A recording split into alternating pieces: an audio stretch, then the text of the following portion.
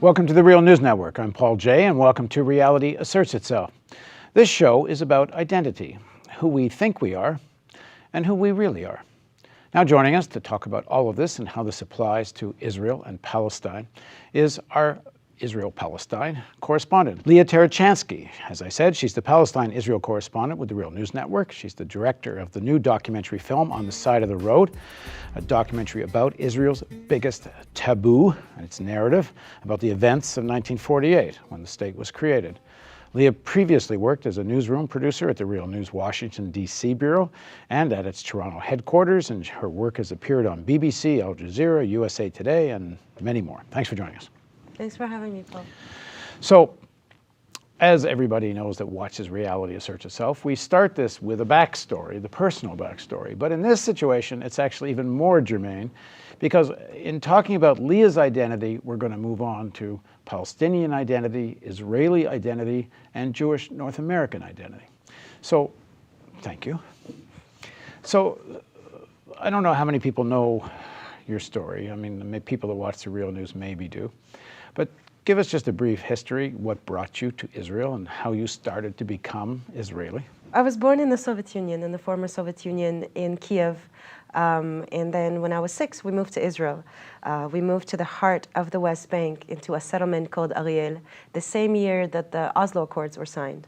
So while the global community was getting involved in our conflict and trying to divide the two halves of the land into 2 states, we moved into the middle of what would become the Palestinian state, into a settlement that used the guise of all of these negotiations to double in numbers and then triple in numbers.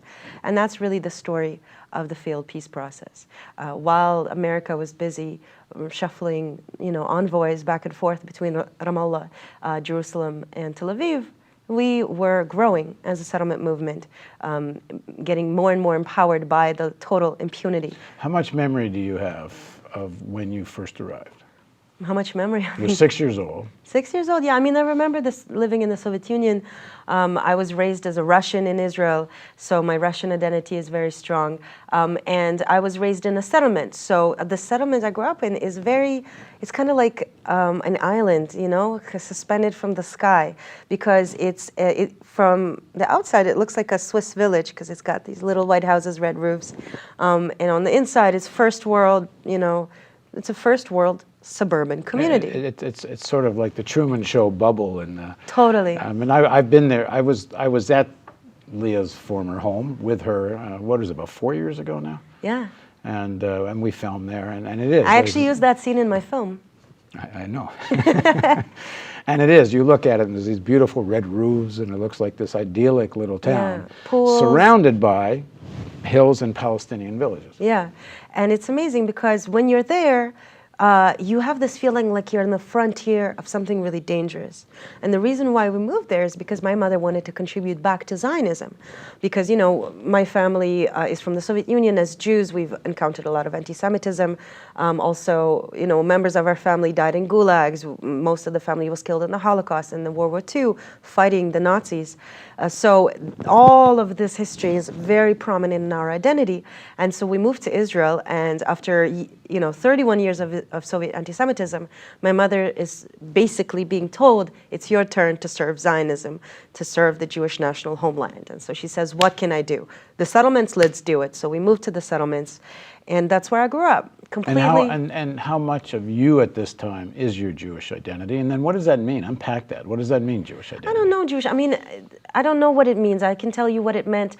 I was the only Jew in my kindergarten in the Soviet Union. That's what to me is a Jew. My kindergarten teacher hated Jews. She made sure everybody knew that I was the Jew. And as the only Jew, and in Russia, it's a visible minority. So visibly looking at me, they would know I'm not a Russian, I'm a Jew. So it's always in the ante, right? And in Israel, Palestine, it's in the, yes, we are the powerful, but we identify ourselves as the not the local. And that's particularly poignant when you look at the majority of Israelis who are Mizrahi Jews, Mizrahi meaning Orientals. But Mizrahi Jews are basically Jews that came from Spain in 1492 and settled in North America sorry, in North Africa, as well as Jews that have been living in the Middle East and in Yemen and in the Saudi Arabian Peninsula. And so for them, they moved to Israel in the first years of the state. They come from the Arab world. They speak Arabic. A lot of their traditions are inspired by Arabic culture. And within a few years, they're Ashkenazed. They're Europeanized. And their kids don't speak Arabic. Their grandkids don't speak Arabic. They don't identify as Arabs. And they identify very strongly with Israel. All of a sudden, the falafel becomes the Israeli food. You know, hummus becomes hummus. Okay, well, I want to get back to you. Yeah. So in your early years, you are aware you are on the margins. You are the one Jew. You're aware of anti-Semitism. So when you move to Israel, is what becomes part of your identity some sense of relief that I'm no longer the persecuted one, I'm no longer the minority? Well, I think as a child, you're not very aware of it. I mean, Well, you go to school, you're not the only Jew anymore. yeah, that was amazing. But I mean, I moved to Israel when I was 6. I was more preoccupied with the fact that 3 months after we moved there, the first Gulf War started, and we spent the first, months. My first memories of Israel are sitting under sirens in a gas mask, waiting for Saddam to bomb us with gas. Like these are the things I remember. I remember being. Because in Israel, yes, I was now a Jew amongst Jews, but Israel is a very racist society. So from being the stinking Jew in the Soviet Union, I became the stinking Russian in a Jewish state. And so... But in Europe, where you lived, was all Russian. Ariel is Russian, but the first places we moved to were Haifa in the north, which is why we were bombed by Katyushas from Lebanon. So these are my memories. I mean, as a child, you don't have an analysis of your identity or of politics. So for me, what I cared about is my relationship with people my age. And in Ariel, everybody was a Russian, or a lot of the people who lived there were Russians. So, you immediately felt like you were part of something. Plus, being part of a closed, gated community in the middle of the Palestinian West Bank, it's another layer of segregation and insularism. And being in a country that is a Jewish, Europe-style country in the middle of the Middle East, in the middle of Arab countries, is another layer of that. And so Israel is a bubble inside a bubble inside a bubble inside a bubble, and inside of all of that is the settlement right-wing movement. And so those years in the settlement were the happiest years of my life, because I finally felt like I belonged to something. I was a part of something. And I never thought in bigger terms. And in fact, the first time I was ever called a settler, I was in my 20s. I was studying in university in Canada. And a Middle East correspondent called John Elmer came to speak on my campus, and I thought that he was very biased, and I was going to teach him what it's all about and ask him some kind of really ignorant question. And he just said, "I'm so sick of you settlers coming to my talks and telling me I'm wrong. You go to Gaza." And I said to myself, "What do you mean I'm a settler? I'm not a settler." And that's when I started digging, what does this settler mean? Well, we'll get to that. As you grow up in the Soviet Union, this sense of they hate Jews, I'm one of them, people are out to get us, me. That's kind of a core theme in Israel, and it's not based on nothing. Yeah. There's a couple of thousand years of people hating Jews and trying to get them in one form or another. In Europe. In Europe. Not in the Middle East. In Europe.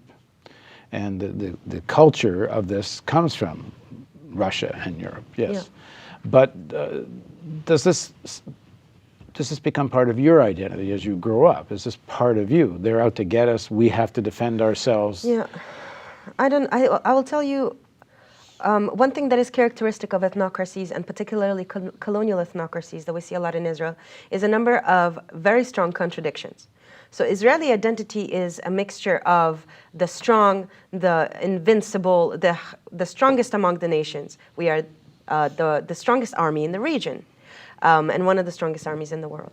Coupled with, we are persecuted, we are hated, we are victims. Now, both of those things are true, and both of them work off of each other, and both of them are absolutely necessary for the ethnocratic project. And what's more important to me is not the colonialism that Israel perpetrates in the West Bank and in Gaza. What's more important to me is the ethnocratic regime inside of Israel, because ethnocracies such as Israel, such as the former Balkan states, such as Sri Lanka and Macedonia used to be, and South Africa used to be, are this is the frontier of the global laboratory of how to deal with globalization. And this is why there's a rise of fascistic and extreme right movements in the United States and in Europe and in a lot of these Western places where they want globalized capital without globalized migration. And Israel is a laboratory for a lot of that, as well as weapons, but also a lot of those ideas. And that's what I stay up at night worrying about. And for that identity, for that national identity, you need a number of things. You need the justification for endless war. That's where the victim identity comes from. You also need to inspire people. You need a story of success, of heroism. And this has been the story of Israeli military conquests throughout the last 67 years.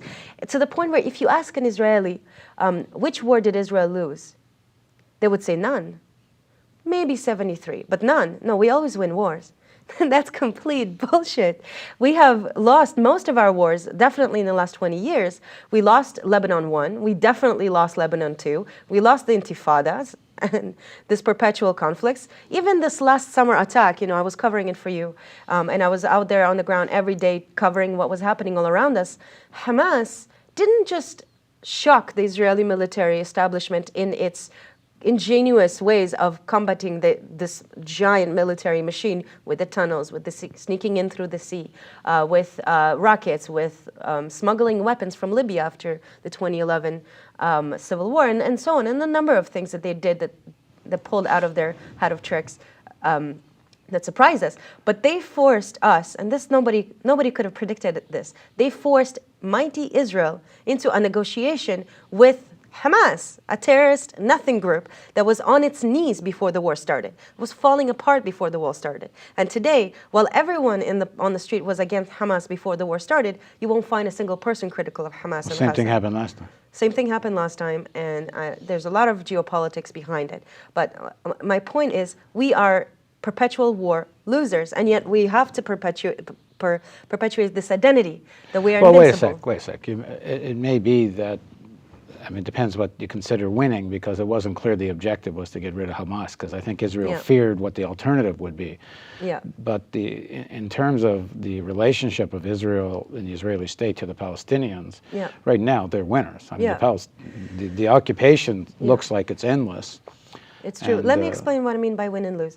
As I'm sure you know, since World War II, we haven't had many wars where you have a clear winner and a clear loser. And Israel is not fighting an army. And so there isn't never going to be a check mark, you won and you lost. We're fighting a largely civilian population. I'm talking about Israeli public identity. This point at which you can get to, the average Israeli thinks we won that war. And the average Israeli today thinks we've lost the last 12 years of war. And that's incredibly important because, yes, on the ground we have the West Bank. We can bomb Syria if we want to. We can bomb Lebanon if we want to. We can do anything we want. Okay, I'm trying to get you to talk about your identity. Yeah. And you want to talk politics. But my identity is a direct product of this contradiction. Well, go back a bit. You grow up in Russia facing anti-Semitism. Yeah. Your Jewish identity, and is this always happens when people are oppressed for something. It actually increases that sense of identity. It doesn't weaken it. You come to Israel, you feel at home in the when you get to the settler village or town. You said it's some of the happiest years of your life. Yeah. When we went with you, and you looked out. You went. I think you hadn't really been there for any length of time before we went with you. I went to visit a bunch, but I didn't move back or anything. And we also didn't look around. And I didn't like being there. But there's a moment, and that we worked together on, and it's in your film, and I'll play it now.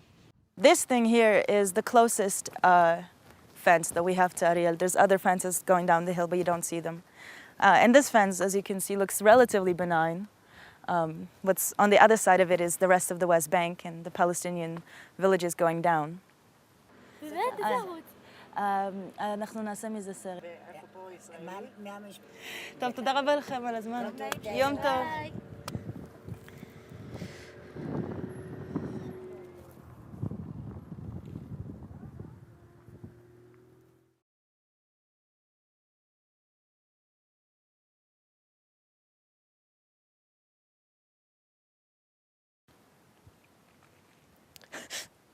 mean, everyone I love is here, you know? I have Palestinian friends who are... I would be ashamed to tell them that I still come here to see them, my friends, but this is where I'm from. Like, I don't know anything else. I'm not saying I want to stay here, you know? Like, I'm not saying that I support the settlement of the West Bank, but my heart is from here. What I know about love is from here. And, you know, people just driving by, just down the street, you know, they're smiling, they want to see some horses. You know, I went to see horses when I lived here, you know, it's...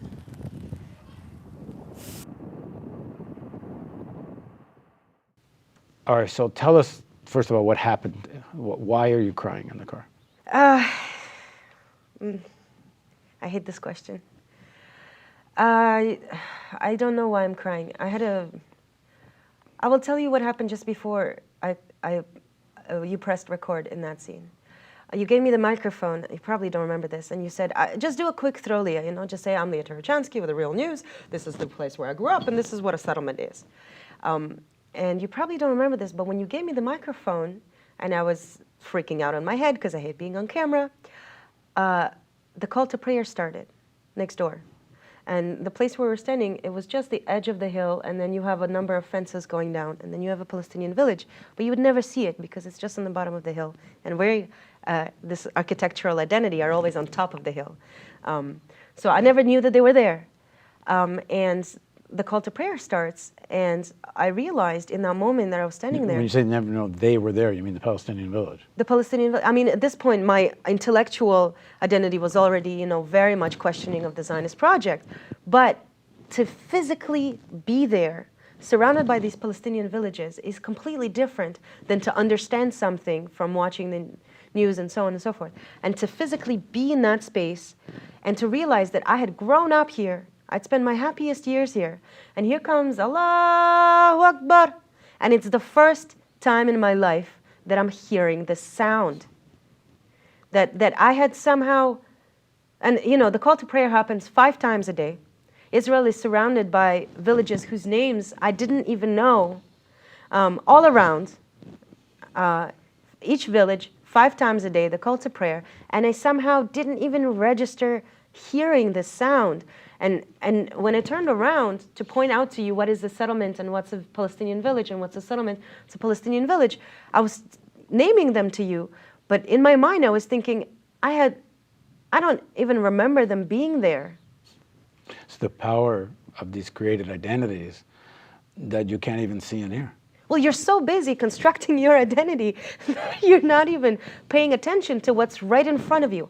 And that is, in essence, the representation of collective denial. That is what Stanley Cohen, on whose work I did my documentary, exactly what he describes. What do 2 people looking at the same object, how can it be that they see 2 different things? And what do they do to that knowledge? And what does that knowledge do to them? For me, that changed my life. And I know that for the rest of my life, I'm going to have to fight not just the Zionistic idea of Jewish exclusivity to the land, but I'm going to have to stand up against what's going on in Israel-Palestine until there is justice for the rest of my life. And it doesn't matter what I want to do with my life. It doesn't matter what I want to do with my free time. This is my responsibility, just like it is the responsibility of every person in America to stop police brutality against the largely people of color minority. It is your responsibility. It's not about right and wrong. You have to do this. You don't have a choice. And that's what I realized in that moment, is that implicated in my own guilt for having enjoyed colonialism on this land that does not belong to just one group. It is now my responsibility to fight it forever. And this is the fact that this seeing and hearing for the first time had on me. And I have to tell you the truth, since have been the best years of my adult life. Understanding that, having the clarity of thought to finally lay out not just the historical narrative, but also understand so many things that I was afraid to ask questions about, to finally look beyond my fear and go to the West Bank and have friends in Gaza and sit on the phone with them as they were being bombed by supposedly my army and hear each other's humanity and have them tell me, Leah, I know this is not you. I know you're in solidarity. I'm here with you. I'm sorry that there's people sending rockets at you. It's not my intention. That my privilege to be able to see across these walls, it was a direct result of being able to have that moment. And I wish for everyone in my country, I wish for all my people to have that moment. Because it's only once we look past these walls that we can see the humanity of the other. And we can move out of this collective trauma. Okay, in the next segment of our interview, we're going to talk about the arc of you. Because I know you, and I know when you grew up, you were a believer in the identity and the official narrative. And clearly now you ain't. So how do you get from there to here? So please join us on Reality Asserts Itself for the continuation of our series of interviews with Leah Tarachansky.